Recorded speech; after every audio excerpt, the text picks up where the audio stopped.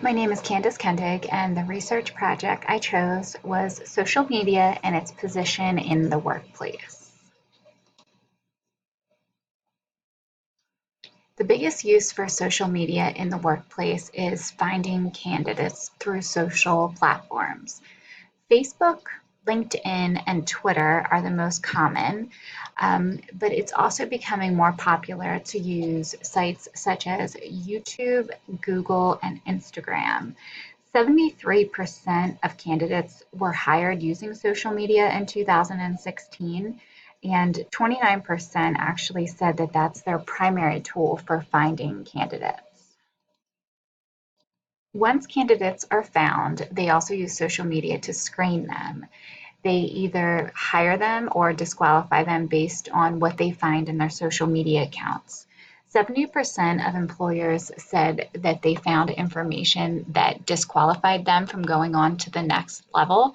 But it was surprising to know that 44% of employers actually found information on a social page that made them want to hire the employee. It was cool to see that the things that people post don't always just hurt their chances of employment, and that an employer can actually find information on there that would make them want to hire them. So now we're going to go into some of the advantages that social media plays for employers. For a big part of my research, I interviewed 6 different managers from 6 different backgrounds. There was a public relations, a healthcare, a nonprofit healthcare, a sales, and production.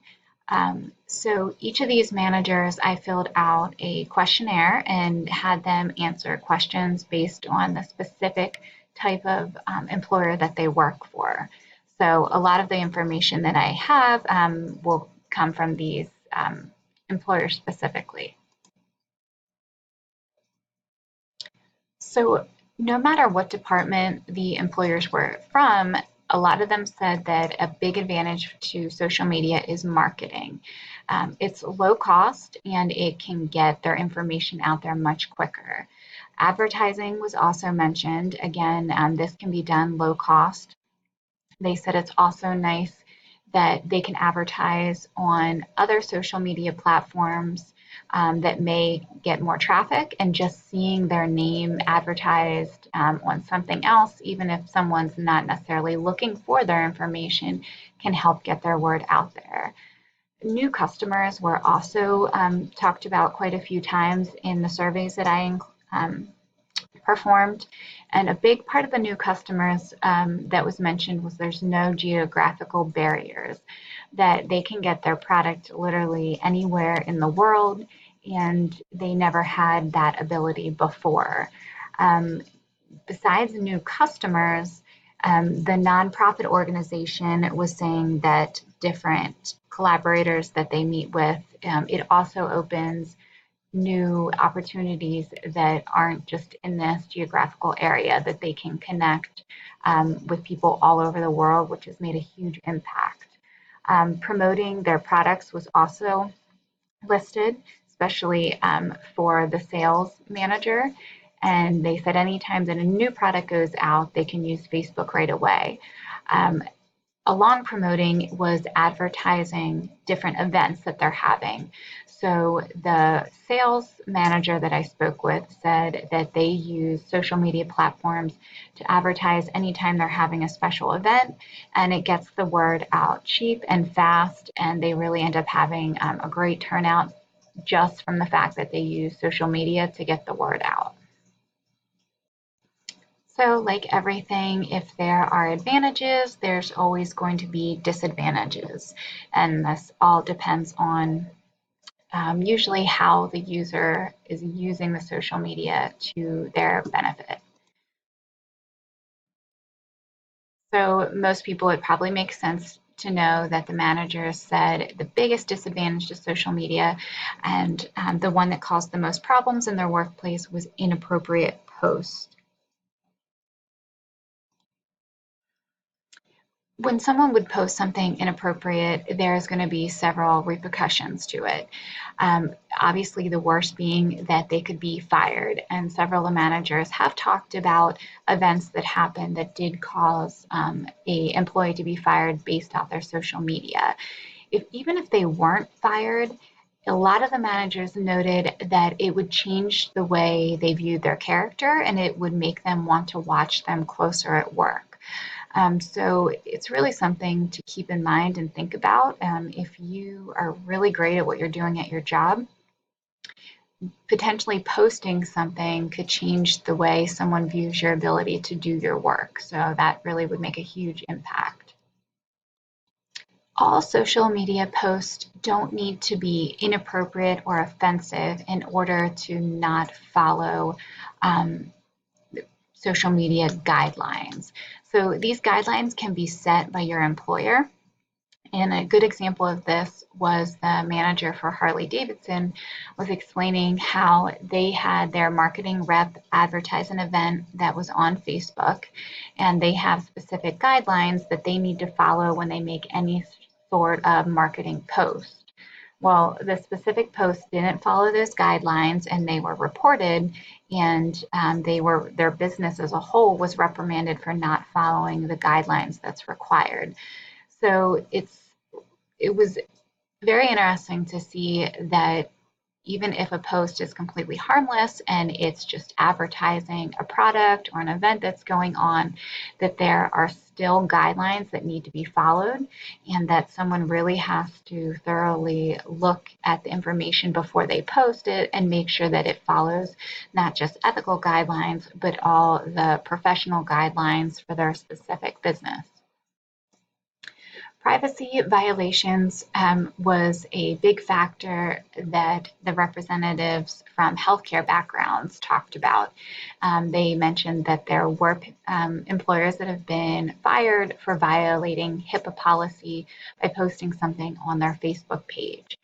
So this doesn't mean that they posted someone's name and an event that happened to them. They said actually the person that posted it didn't use any names. They didn't really use any information that an outside user would know who it was that they were talking about, but for the fact that anyone in the workplace could read that post and know who they were relating to was what became a violation. So in their place of employment, they have a strict policy that nothing, no matter how simple it is, can be posted on any sort of social media platform. The next form of inappropriate post was probably the most surprising to me. So, how I do understand that personal political opinions can cause people to get fired up on social media, I did not realize that there actually are some places of employment that have it in their policy that it's against their regulations to post any sort of political opinions or discuss any heavily um, informed events in the news that are going on that could be influential. In the public relations manager that I spoke with, they were explaining that due to the clients that they work with and the strong connection they have to a government building, that it's actually written in their policy that they cannot um, publish any sort of personal political opinion because it could really change the way their clients view them and potentially their opinion on how they do their jobs. So that was a really interesting one to know, that not just because sometimes it's in bad taste and people may not agree with you, but that based on everyone's employer, there is different guidelines.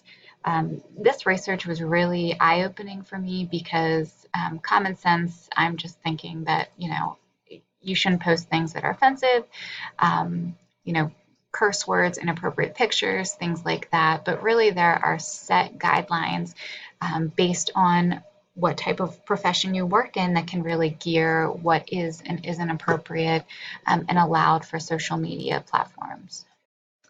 The future of social media in the workplace. So the workplace started without any sort of social media influence. It didn't even have internet influence. And now it seems to be saturated in with almost all work environments. So obviously, as the years go by, it's going to continue to grow and evolve and change.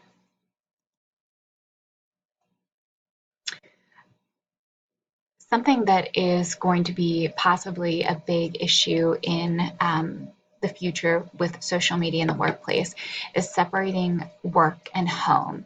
So, when social media platforms were first launched, they were used specifically for personal reasons, for communication, to get in touch with friends and share, personal issues that were going on and just really connect with people.